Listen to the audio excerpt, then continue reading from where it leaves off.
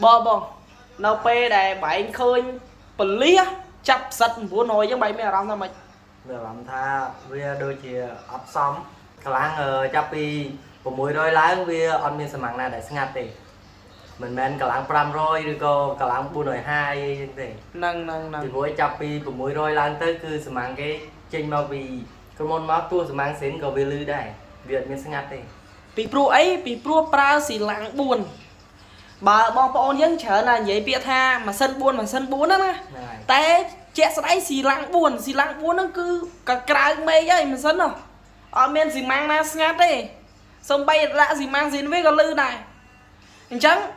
ចង់សួរទៅបងដែលចាប់ក្រុមម៉ូតូធំវិញណាតើនៅពេលដែលចាប់គេហ្នឹងដឹងពីម៉ូតូហ្នឹងឈ្មោះអីហើយប្រើស៊ីឡាំងប្រមាណអត់ដឹងហើយមែនទេ ពេលខ្លះ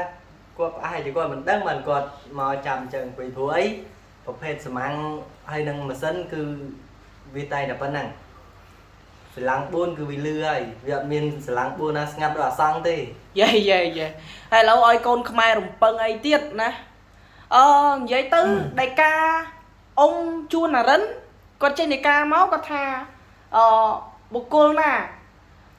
ដែលជីរោនៅទីប្រជុំជនអាហ្នឹងបានចេញដីកាចាប់ប៉ុន្តែបងថ្នាក់ក្រោមគឺដល់ពេលអនុវត្តច្បាប់ចាប់ដល់600 800 1000កម្លាំង600 800 1000សុទ្ធតែស៊ីឡាំង4ណាបងប្អូនសំបី V4X ក៏ចាប់សំបីតា Z900 Kawasaki ក៏ចាប់ហើយសួរថាបងម៉ូតូធំហ្នឹងរំពឹងអីទៀតណាហើយបើបងទាំងអស់គ្នានឹងចេះតែចាប់ពីវាពីកាលហើយសួរតែចាប់ហើយណានេះឲ្យយកអាតិចសងខាង2នឹងយកទៅស្ដាប់ដល់អង្ការទៀតអត់មានចឹងគេថាអាម៉ាស៊ីនវ៉កម្រិតសំឡេងស៊ីម៉ាំងម៉ូតូហ្នឹងទេថាវាលឺដល់កម្រិតណាហើយវាស័កសមជាមួយនឹងទំហំម៉ូតូដែលមានស៊ីឡាំង4ឬក៏វាយ៉ាងម៉េចគឺអត់មានដឹងរសល់បច្ចេកទេសតើយើងជាតិណាដែលដើរដល់ប្រទេសថៃ100ជាតិទៀតឬ10ឆ្នាំទៀតឬ20ឆ្នាំទៀតឡូវសួរមើលប្រទេសថៃរៀនកលេចមើលប្រទេសថៃផងណាប្រទេសថៃដើរដល់ណាហើយគេប្រជុំម៉ូតូធំគេលើកទឹកចិត្ត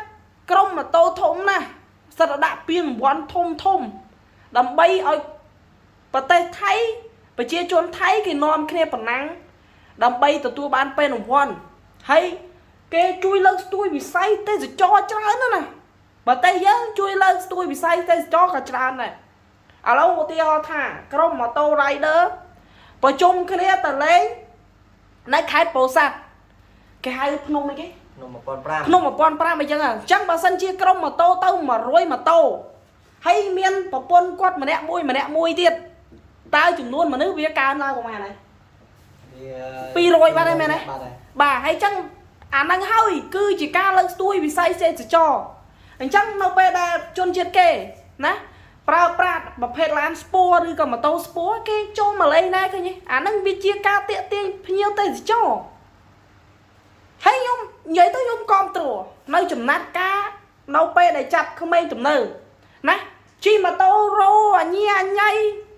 លក្ខណៈថាมันមានការងារច្បាស់លាស់ណាចាប់ទៅវិធានការហ្នឹងធ្វើទៅតែធ្វើដោយរាល់ថ្ងៃនេះគឺវាហួសហេតុពេកហើយសំបីតាអ្នកទៅធ្វើការគឺគាត់លេងចង់ហ៊ានចេញទៅធ្វើការឯងបើសិនជាមានតែម៉ូតូមួយណាម៉ូតូធំមួយមានដូចខ្ញុំជាក់ស្ដែងគឺខ្ញុំលេងហ៊ានជិះហើយនេះអាផ្លូវកប់ស្រូវហ្នឹងខ្ញុំលេងហ៊ានជិះនិយាយមែនមួយខែចាប់3 4ដងហើយអំពើអីទៀតមានលុយណាបងអើយបងបាទហើយចាប់ស្រួលលុយឥឡូវរំពឹងអីទៀតឲ្យកូនខ្មែរយើងរំពឹងអីទៀតហើយក្នុងមួយខែទៅធ្វើសប្បុរសធម៌ម្ដង2ដងចំណាយលុយផ្ទាល់ខ្លួនចំណាយថវិកា